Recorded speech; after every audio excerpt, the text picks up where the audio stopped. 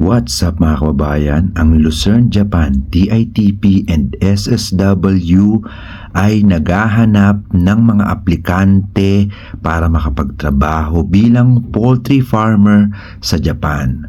For first-timer po ito at willing to train in Nihongo. Ang face-to-face interview with the employer ay sa April 25, 2024. Just send your resume at lucernejpnapplication@gmail.com at ilagay ang subject line Poultry Farmer 2024. Or pwede rin po kayong mag-send ng message sa kanilang Facebook with the following details: full name, scanned copy of passport, category, poultry farmer.